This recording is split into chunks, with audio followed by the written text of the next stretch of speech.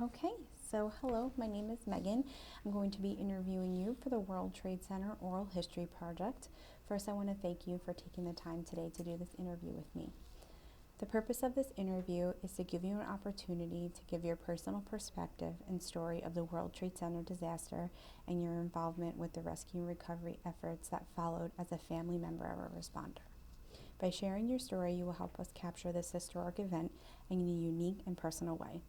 We believe that the oral histories we gather will be invaluable to educators, researchers, and the public. As you recount your story, please share as many details as possible. I know that some memories may be difficult to talk about, so I want to thank you for your willingness to share your story with us. Can you please state and spell your first name? Mary, M-A-R-Y. Great. And your starting time is 11:20.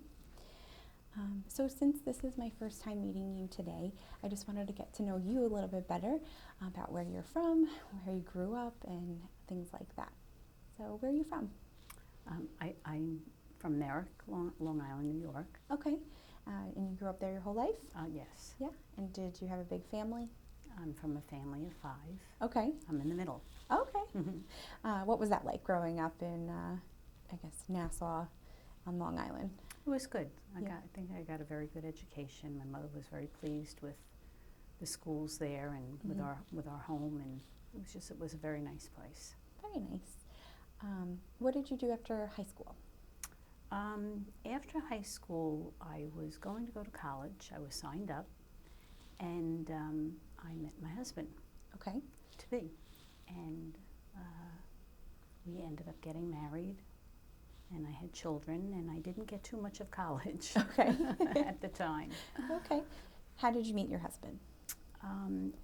My family, my father, a couple of other members of my family worked at a restaurant in the area, and I got a job there waitressing. My husband, who I did not know at the time, was I guess a busboy, and we met there at the job. Okay. So did you wind up staying in the Merrick area, or did you move somewhere else? We stayed there for a little bit. We moved into an apartment in the area, Belmore, which is similar, and then we wanted to get a house because we started having a family, and we moved out on the island to the Mastic Shirley area. Okay. We bought a new house there. Very nice. So that where you raised your children? Yes. And how many children do you have? 3 children. 3. And are they all grown now? Or? They were all grown. Yes. And do in you their have 40s. Oh, okay. Do you have any grandchildren? I have 5 grandchildren. Wow. Very nice. How's that? It's undescribable. It's really one of the best things. Yeah. Yeah. Having grandchildren, they're just so special. Yeah. Yeah. That's great.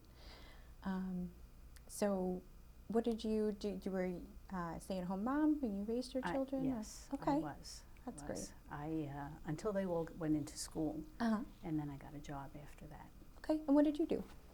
I was a teacher aide in the school district. I worked in a special ed class, 3rd grade level, which I loved. The kids were great. And then after that, I did clerical work, civil service. Great. So then what did your husband do? My husband worked for numerous phone companies, and that's what he did. Okay. So what was the phone company that he last worked for? The last phone company was Lucent. It was Alcatel-Lucent Okay. Technologies. Okay. And it was that where he was working when 9/11 happened? Yes. Okay. He had retired from the phone company, I guess Verizon. Okay. And it had numerous names over the years. And he had retired from there, and then he got a job working for Lucent from home. Okay. Great. And at the time, we were living in Pennsylvania. Oh, okay. When he was working for Lucent. Okay. And what made you move to Pennsylvania? My youngest son went to the university there, East Stroudsburg University, to college, and the dorm rooms were not very good there, which I'm sure it's many colleges are like that. You know, the kids and what goes on And we decided, because he was sick a lot, we decided that maybe we'll buy a house in Pennsylvania and he can live there with a couple of roommates or whatever. And that's what we did. Okay. And then we moved there a few years later when he was done with college, and we lived there for 5 years because we both grew up on the island. Mm-hmm. So, that was and then we came back. okay. So that must have been a little bit different, you know, at least take a break from Long Island for a couple years and enjoy Pennsylvania. Yeah, Yeah. it was nice, but I love Long Island. Yeah, it's nothing like home. So you were in Pennsylvania the day of 9/11. Yes, Okay. So do you remember that morning? very vividly. Do you want to elaborate? I was not working at the time, Okay. so I was home with my husband, and his office was upstairs. Like I said, he worked from home. And it was probably, I don't really remember the exact time. I mean, I know it was like close to 8 o'clock in the morning. And I could hear my husband up there, and he sounded like something was wrong. And I put the TV on. I guess he had the TV on. And I'm like, what is going on? And he was actually talking to some workers that he knew that were in another building. And they saw the first plane. He saw the first plane crash. The people in the other building did not know what was going on because my husband was watching it from the TV. Mm-hmm. And he said, as he was talking to them, because they said they could hear something, he said, you know anything going on there? Are they shooting a movie? And they said, no, not that they know of. And then my husband saw the second plane. And he said to the guys, he says, you guys better get out of there. Something's going on. This doesn't look good. And they left, and because of there being no electricity and no phone service or whatever, he never got a hold of them till later on. I guess later on when they said that they were all okay and they had gotten out all right. Wow. Wow. So what was that like for you and your husband being New Yorkers? And It was very scary, and my son, I believe he was down in Florida going to more college down there. He's getting his doctorate degree. I was thought about how am I going to get to see him, and are my girls okay back on Long Island, and my grandchildren. Okay. Were you able, from Pennsylvania, were you able to get in touch with anybody, or? At some point I did, Okay. yes. So I knew everybody was okay. Okay. Yeah. So then, what was your overall thoughts that day? You know. It was very disturbing. Mm-hmm. Mm-hmm. I was thankful that my husband was working from home and he wasn't, because he, at one time, he worked in the trade center. Oh, wow. Years ago. Okay. He had worked there. Right. He knew the building pretty well. Mm-hmm. So just the thought of him being in there was, very concerning. So in a sense, I was relieved in that way. Yeah. But, there were a lot of questions what was going on. Mm-hmm. So was it that day that he decided that he was going to go in to? I think he probably thought about it that day, but he didn't really say anything till later on Mm-hmm. when he spoke to his supervisor. Mm-hmm. And he said, I'm the closest. I'm volunteering to go. I know those switches better than anybody else. Mm-hmm. And those were the telephone switches to get everything up and running? Yes. Right, okay. Yes, right. So, what was that like for you when he told you that he was going to be going in? I said, I'm not staying here by myself in the woods.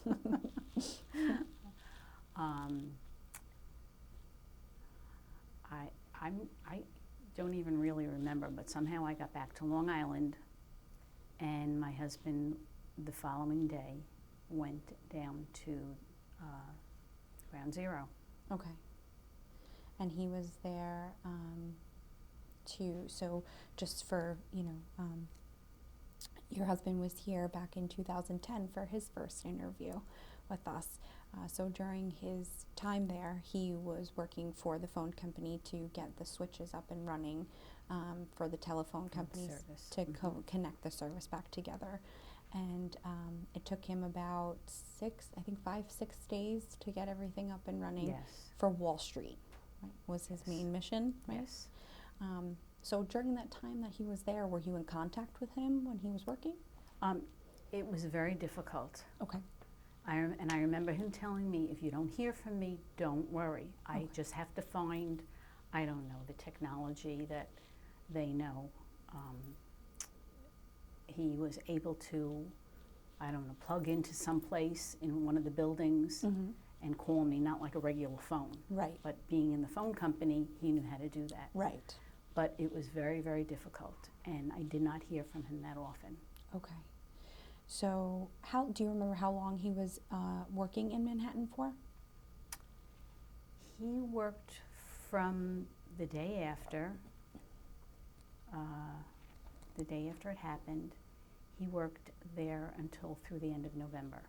Wow, okay. He had a couple of different things he was taking care of in there. Okay. Okay. And do you remember any of those things? Or? I don't, because they were not really specific. I really am not sure. I just know that he had some things that they had to do to take care of right. those systems. Okay. And that whole time you were home on Long Island with your family? I was staying with my daughter. She was married, and she had 2 children. Okay. So I stayed with her. Okay. So what was that like for you during that whole time that he was there? Well, I knew things were not going to be good, because when he did come home, when I was in Pennsylvania, I guess I had gone back there, and he got a break and came back, because it's right over the Delaware Water Gap. It's not that far from the city. It's like an hour or so. Okay. He came back home in Pennsylvania, and I just remember his suitcase. He said, we're going to have to get rid of it. And the smell of jet fuel was awful. Wow. And he wasn't even that close. The building, I'm not sure how far away the building is. It's by it, but it wasn't, that close. And his shoes, his Rockport shoes, I remember, they were caked this much with all the debris, and they had to be thrown away. Mm-hmm. So I'm like, oh, this is not good. Mm-hmm. And then he told me of his experience the first day he got into the shower, and how he had blood coming out of his nose. He'd sneezed, and it was all, he called it silt, from everything that had exploded. Wow. They, inhaled it. There were no respirators. They were giving out those paper masks, but they did nothing. Mm-hmm. I mean, it just was too great of an amount. Right. And what made you have that feeling of like, this is not good? It was just the look of it and the smell, or? Well, when on TV, you see the pictures of these buildings that were, this is after they collapsed. Mm. I saw those buildings, and I'm like, they're down there breathing this, because the TV, you could see everything in the air blowing around. Mm-hmm. Mm-hmm. And he even said the same thing. He said he knew that it was not a good situation. Okay. Did he share with you anything else other than, being in the shower and having that stuff come out when he, out of his nose? And did he say anything else along those lines, or? Well, he talked about the rental car. He got a rental car to go down there. Okay. And he's driving across the highway, across Manhattan, to where he had to go, where he was staying. And he said that the car filled up. Like, he had turned the air conditioners off because it was all starting to come through the vents. He said it was just terrible. Mm-hmm. So the capacity of it, when you hear something like that. Right. Right. You couldn't get away from it. Wow. Was there anything else that he shared with you about his experiences there that you remember? I just know he said that the building that he was in, the phone building, had a couple of huge holes in it. Mm. And the equipment that they were working on to get the system back up and running so they could have telephone service was up on I believe it was on the 6th floor. Something like 16 flights of stairs. They had to go up and down. There was no electricity, no air conditioning. It was a warm day.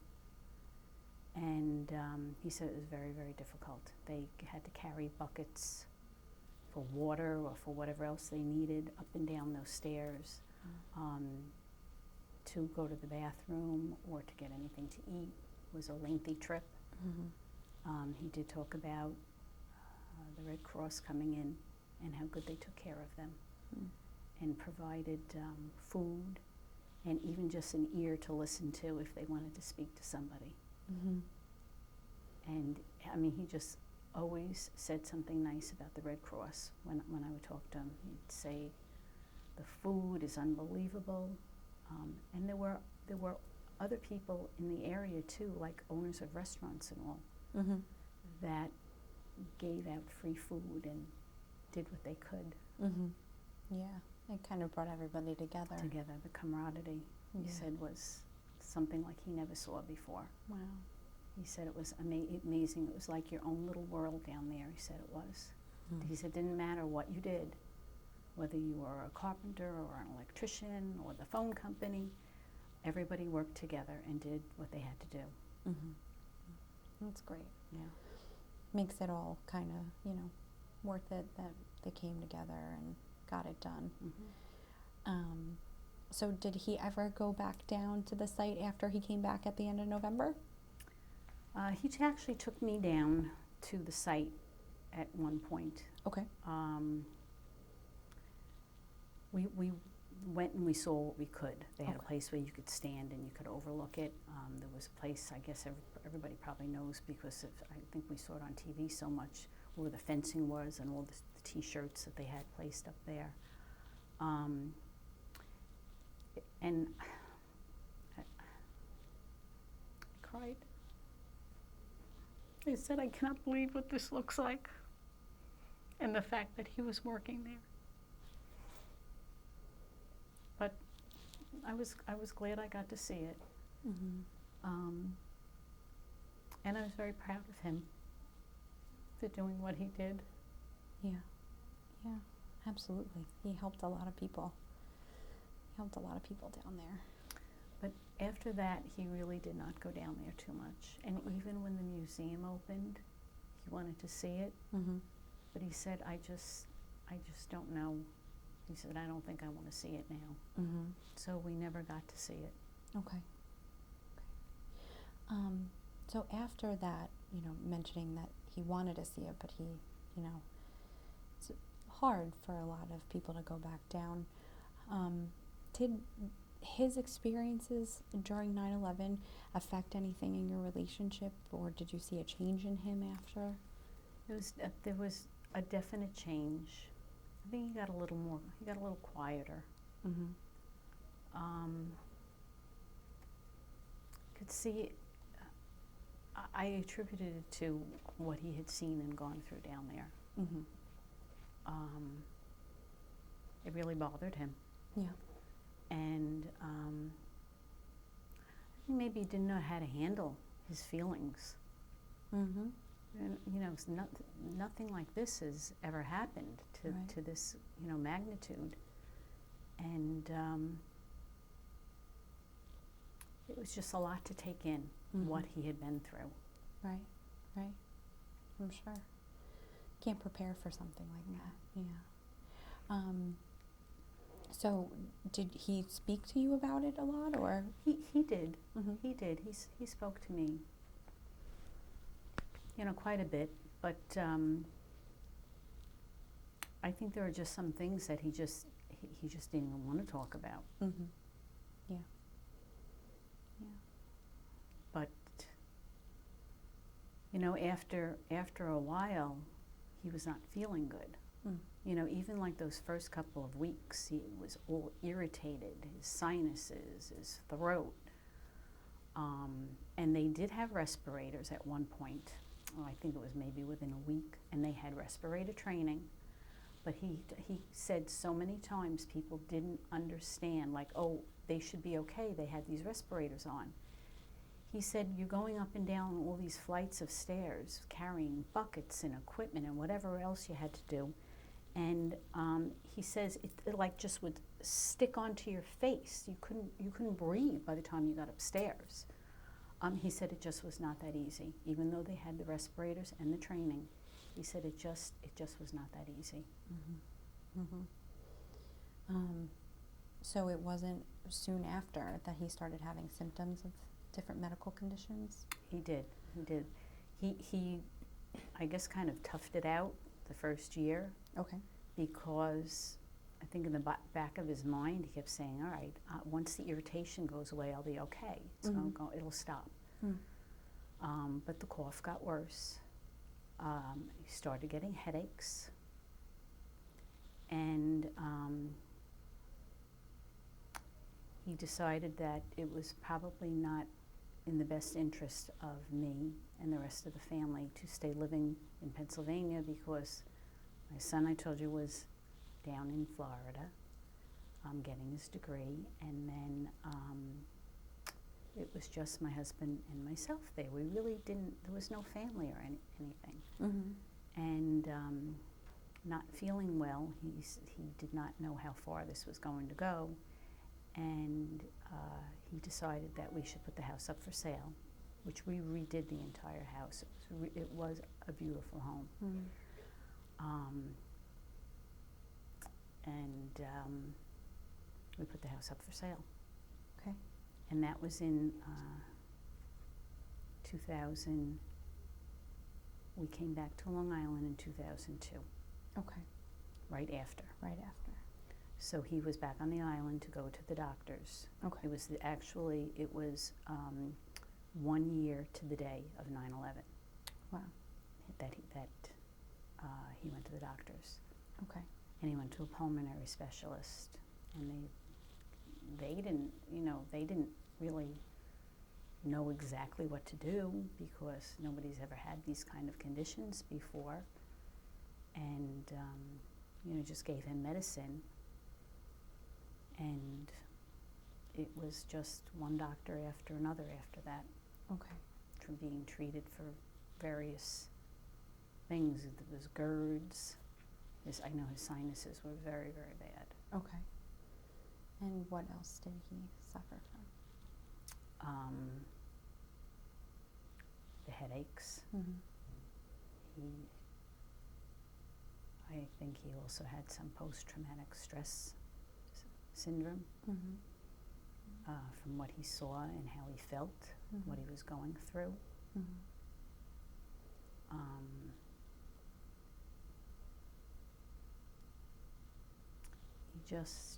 He just wasn't himself. Mm-hmm. Okay. He wanted to do everything he could to get himself better. Mm-hmm. My husband was a marathon runner. Wow. He did triathlons.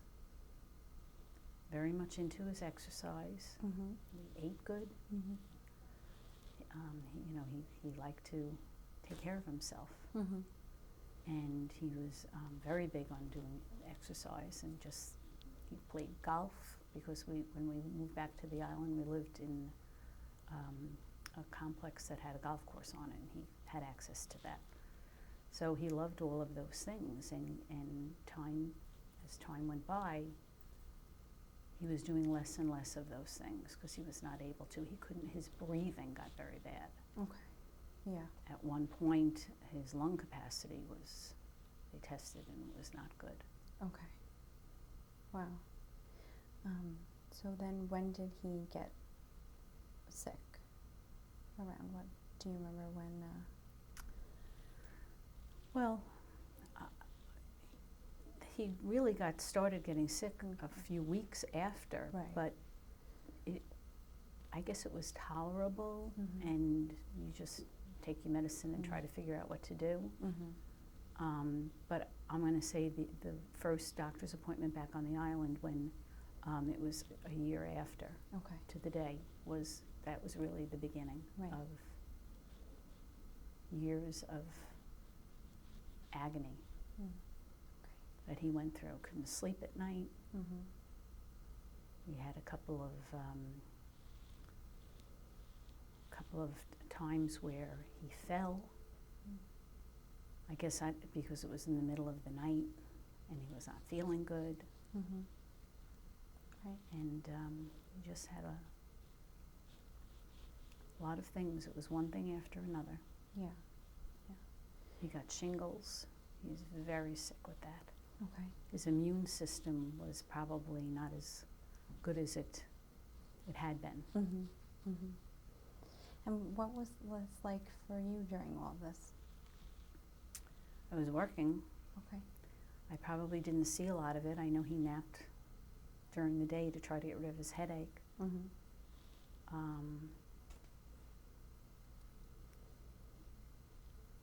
And I would come home, and it just, you know, you almost like get used to things after a while. Like you don't even realize it's going on. Mhm. And I would just know, how are you feeling today? And so, you know, you go to doctors, you try to take your medicine, you try to do what you can. I was very happy the things that he did to try to make himself, feel better or get better. Mhm. He really did anything and everything. He went to, he found out about a detox program through the fire department. Okay. Somebody told him about it, and they approved him to go in it. And he had to, not sure what year that was. Really not sure what year that was.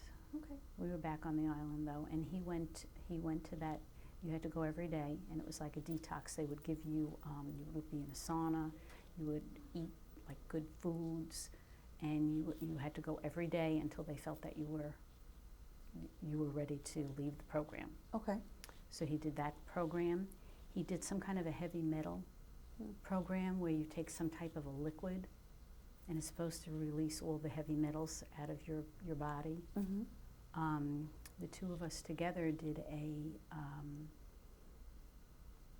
breathing course, which I know he was very interested in. That Dr. Brown ran that breathing course, Okay. and we did that for a couple of years. We actually did. Wow. And what was that like? It was okay, but I think that at times, because my husband had so much difficulty breathing, I think at times it was a little more stressful for him than it helped. I feel bad saying that, but that's really, you had to close your mouth and breathe out of your nose. And he says people that don't have that, he says they don't understand. He says, I can't breathe. I just can't breathe. Mhm. And it makes me very stressed, he said. Gotcha. And then he did his own thing, trying to get back to running, because that was very difficult breathing for a long time. Mhm. And he started a little at a time. He said, I can only take a couple of footsteps, and then I have to walk. That was very sad for me, Mm. because he loved running. Mm. You know, that's like other people do therapy. That was his therapy. Right. Right. It was very sad that he just couldn't run the way he used to. Mhm. He said he wanted to do a marathon a decade of his birth, his years. Mm. And he did right up through his 60s. He was getting ready. He was going to start doing one in his 70s, but Wow. So he did the marathon. he did. Wow. He somehow did it. Wow. That's amazing. So, occasionally it was very strange that his cough would seem to get better. Mhm. and then it would start up all over again. We don't know if it was the time of the year, if there were more irritants that just bothered him because he was so sensitive after all of this. Right, right. So he had some good times and a lot of not so good times. Right, right. So when did he pass? He passed very suddenly, November 10th, 2016. Okay. I'm sorry. Thank you. It was a sudden onset? It was a shock. Okay. You know, he didn't feel good. Mm-hmm. He had headaches, he had sinuses and things like that, but nothing that I'd say, oh my God, he's going to die from this. Mm-hmm. I really didn't think so, because a lot of the responders were getting different kinds of cancers. Mm-hmm. And I know he always worried about that, Okay. that he would get a cancer as well. Right. And I know he was pleased when they added different cancers to the list of approvable illnesses for Okay. the responders. Right. So he was on his way to the gym. I lived in a community, we had access to the gym. He had his gray hoodie sweatshirt he always had on, and it was a little chilly, so he had the hood up. And I kissed him goodbye like I did every morning when he went out to go to golf or the gym or whatever. I said, you know, enjoy your workout. And he was going to meet a friend from the area. And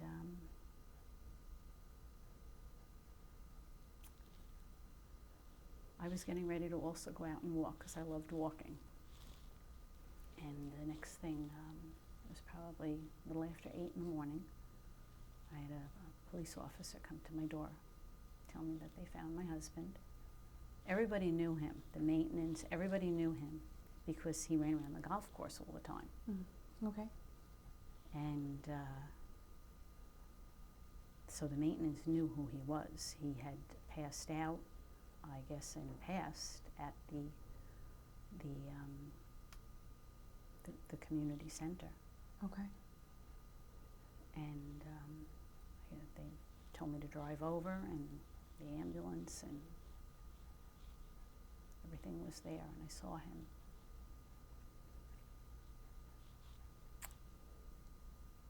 It must have been very difficult.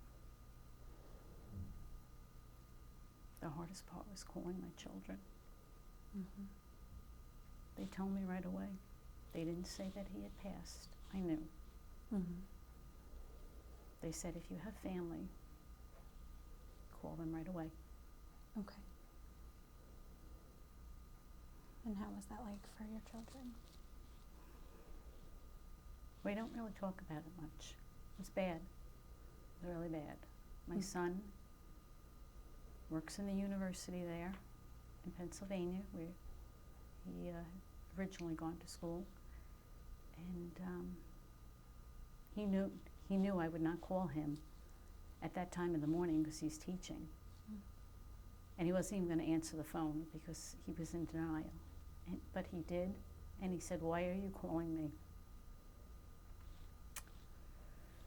That was him. He had to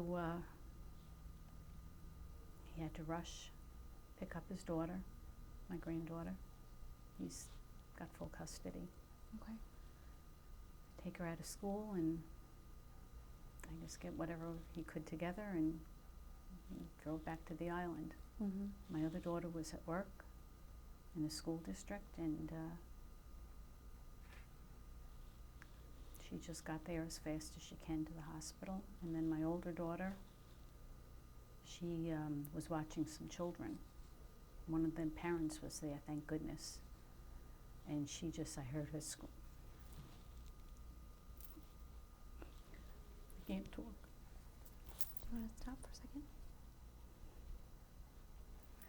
She was screaming.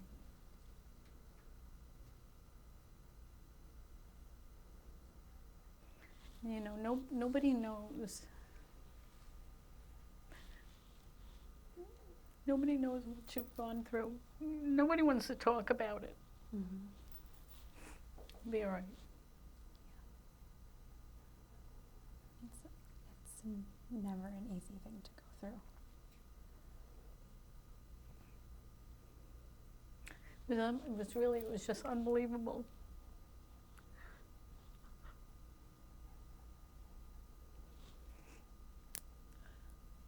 But it's just funny because he died right by the golf course that he loved so much. Mm-hmm. Yeah.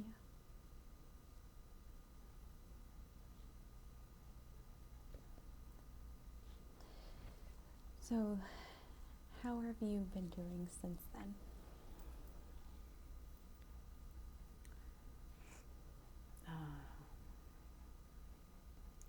Sometimes I'm okay and sometimes I'm not. Mm-hmm.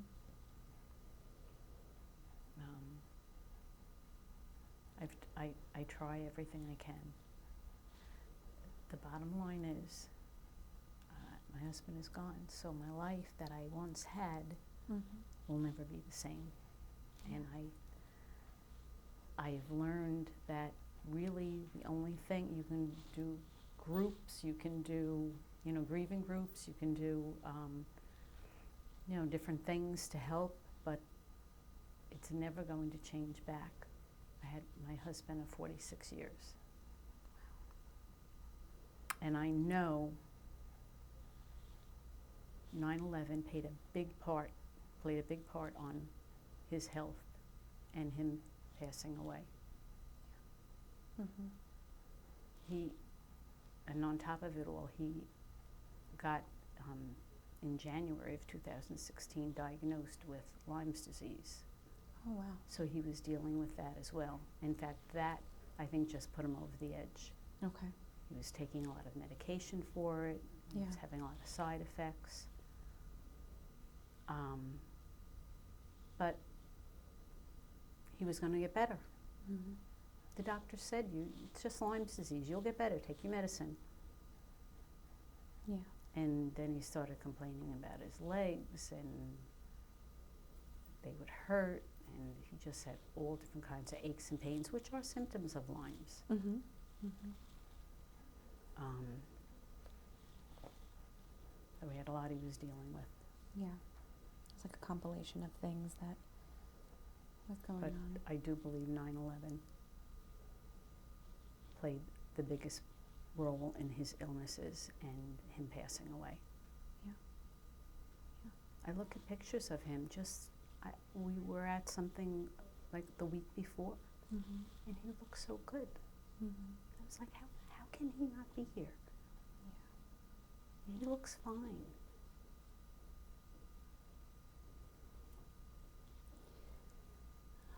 I know. So, do you talk to your children about 9/11 at all since he's passed? We don't really. Mm-hmm. It's like anything. So many years have passed by. Mm-hmm.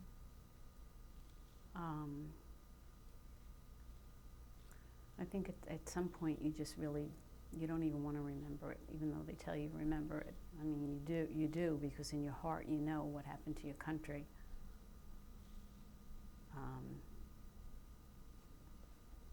And speaking of that, my husband never was in the military. He never got in there.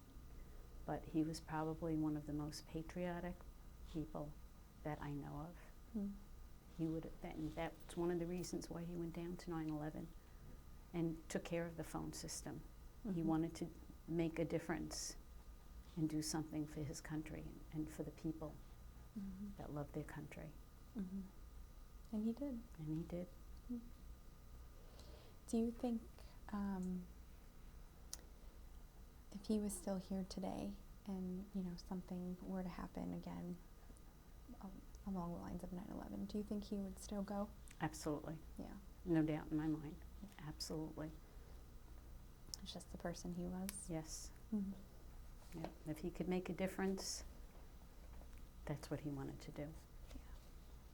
Yeah. Did he ever respond to any other type of disaster or help with Hurricane Sandy or anything like that? Well, working in the phone company, he did. There was, might have been Hurricane Floyd, I think. Okay. there was a building that had water in the basement, and unfortunately, that's where the equipment was. Okay. And he went down and he helped with that to get Oh. that up and running. Wow. Okay. Yeah. And have you gone back down to the site at all, or No, no? no, I have not. I Um, think about it. I yeah. think about maybe I'd like to go see the museum, Yeah. but maybe in the future. Yeah. So, has this whole experience with you and your family changed your thoughts or views about our government and society at all?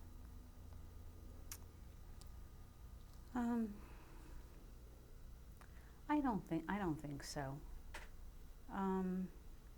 You know, my husband told me about, you know, we talked about it, the camaraderie that was there, everybody helping each other and doing what they could to make things easier down there. You know, I know my husband, you see his first oral history, the first one, you know, I think he might have named some people, but I think they did the best they could do. Mm. It was a terrible, terrible tragedy. Mm-hmm. And, you know, nobody's trained to do at the time what happened. You know, now it's different. Mm. Not that you're ever prepared, but you're better prepared Mm-hmm. Mm-hmm. than, you know, than ever before. Yeah. Right. That reminded me of what your husband had said in his last interview, and I did write down two things that he wrote. You know, life is a giant circle, and that if you believe you can help, do it. Mm-hmm. And I thought that was very inspirational, and I took that, you know, as such a description of his character, Mm-hmm. of what type of person that he was, and it sounds like he was very patriotic, and he wanted to help as much as he could, in no matter what way that he could. He did. He sounded like a great man. He was. It's a huge loss to my family and to his family as well. Hmm. His brother is married to my sister. Oh, wow. His younger brother, my younger sister. Wow. So his brother, he really took it very, very hard. Mm. And then his other brother, also, because he works in Wall Street, or he worked in Wall Street. He also was just devastated, and they all got scared and went out and had different tests done and all, just to make sure they're okay. Yeah. Not that they were down at 9/11, but Right. the fact that he passed away so you know, really young. Mm-hmm. And how old was he? He was 68. Okay. Wow. So this year he would be 70. In June he would be 70 this year. Wow. So, and you know, for somebody that took such good care of himself, that's young Yeah. nowadays. Right. Did they rule it a heart attack, or? They said that that he did have a heart attack at some point, Okay. but they did say that it was heart disease. Okay. So his family he's from a family of 6. Oh, He's the wow. oldest. Oh, wow. So our rock is you know, just devastating that he's not here, because we went to him for our advice. Mm-hmm. He always could make a decision. He always took care of his family. Mm-hmm. You know, he would do anything for you. Yeah. And we always knew we could count on him. And it's really a huge loss. Mm. And the people, his friends, and just people that he knew of, Mm-hmm. they were it's just devastating. Yeah. Yeah.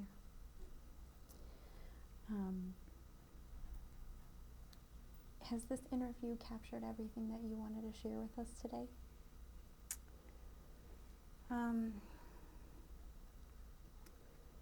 I think so. I mean, there's just so much over the past, 14 years Mm-hmm. since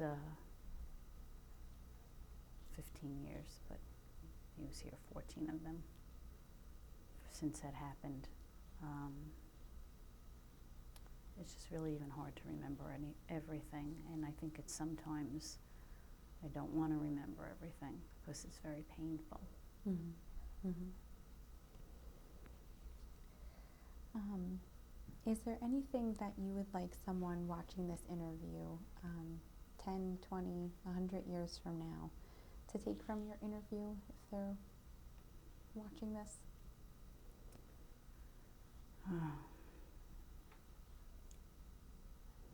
Just like my husband always said, if you can make a difference, make a difference. And I hope that people learn from it.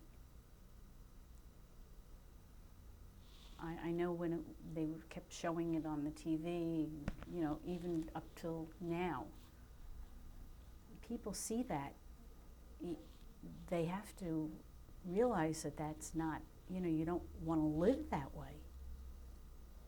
So I hope people get something out of it, that they learn from it, and that we're all here together in this.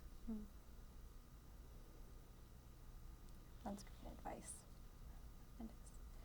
But I want to thank you very much for taking the time today to do this interview with me, Mary. It really means a lot for me, and I thank you for your willingness to share. Thank you. Thank you. I'm glad I was able to. Absolutely. I did it for my husband, especially, and for my country. Great. Thank you. I'm sure he's here with us today. Your ending time is 12:06.